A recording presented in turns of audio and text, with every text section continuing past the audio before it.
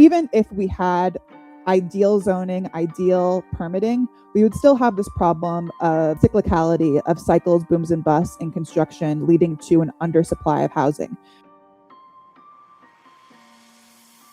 When it comes to affordability, income needed to afford a home ticked up a bit in recent months, but it's still pretty flat. It's been flat since 2023. And that's important because incomes have been going up. So here's the income needed to afford a home. The income Americans is slowly starting to catch up to the income needed to buy a home. Now it's still much lower. You can see that pre-pandemic, the median US household income was actually higher than the income needed to afford the median priced home. That shifted in 2021 because of how high prices got even more because of how much mortgage rates went up in 2022, and we created this massive gap between the incomes that Americans earn and the income needed to afford a home. But that gap is slowly narrowing. And we talk about reversion to the mean in economics and statistics. In the long run, there will probably be a reversion to the mean. Income needed to afford a home continues to stay stable, whereas US incomes climb every single year by 2, 3, 4% and slowly catch up to the income required to afford a home. This is a long run projection that I have for the housing market in terms of slowly over time, affordability will start to improve. But I don't want to downplay that affordability is really bad right now. It got really bad in 2022. It take a long time to unwind that. Even just back to how things were in 2019. And even back in 2019, we were talking about how unaffordable housing is, how, the middle class has been priced out. I mean, that wasn't entirely true because the middle income could afford the median priced home, but there was parts of the market where that definitely wasn't true, like the Bay Area, Los Angeles, Washington, D.C., Boston. But now it's true nationally that like the middle class can't afford to buy a home, but it will start to reverse slowly. Okay, let's look at some questions over on TikTok from Brian Ray. From what I know, isn't this issue mostly zoning and regulations that make housing supply sticky? That is definitely my position that zoning is a very big reason why home prices and affordability have gotten as bad as they are. It's not the only reason, though. The way I think about zoning and regulations, like zone comes to housing affordability, is that those are the things that we really should just get right because it's so cheap.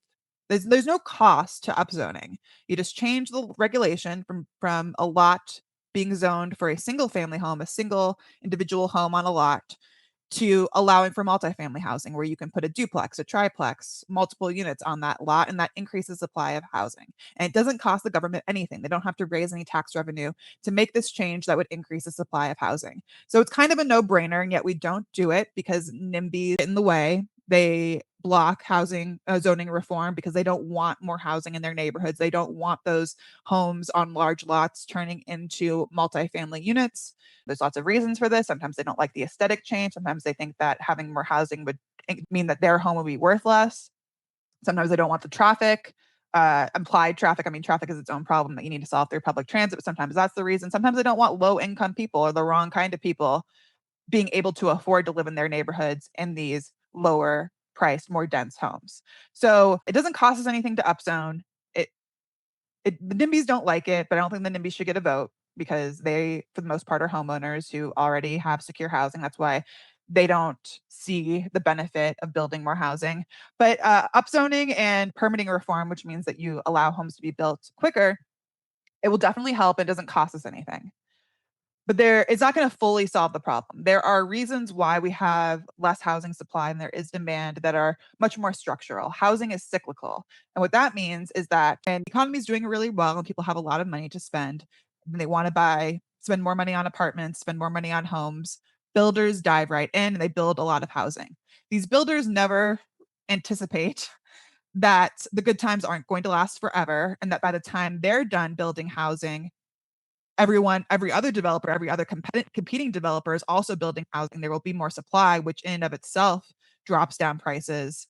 And so you get these booms and busts in the construction industry, which means that builders start to get more risk averse. So we had this huge boom during the housing bubble of housing construction. The builders got burned so bad during the foreclosure crisis and the recession that made them less inclined to go all in the next time there was a boom period. So even if we had ideal zoning, ideal permitting, we would still have this problem of cyclicality of cycles, booms, and busts in construction, leading to an undersupply of housing, which is why then you move on to the things that cost more money for the government to do, subsidizing new construction, giving money directly to builders to pay them to build. Sometimes people don't like that because they feel like developers or construction industry is rich already. Why should the government even be giving them more money? But that's like the best policy for addressing this boom and bust in the construction industry. And if you don't want to pay the developers directly, you could start a public developer where the government takes over that role. They're still going to be using private developers. They're just going to be like under an umbrella of a public developer. But it also helps address this problem that we don't build enough during the down times in the economy and the housing market, which leads to this chronic undersupply. Other issues that restrict the housing supply include a lack of labor, exacerbated by our immigration policy. However you feel about immigration, you can't deny that 30% of construction workers are foreign born. You also have materials. Materials are getting more and more expensive, just like everything is getting more expensive. So, labor materials are also things that we should be addressing through policy to make us able to build lots more homes, to narrow this gap between the income needed to afford a home and the incomes that Americans actually earn.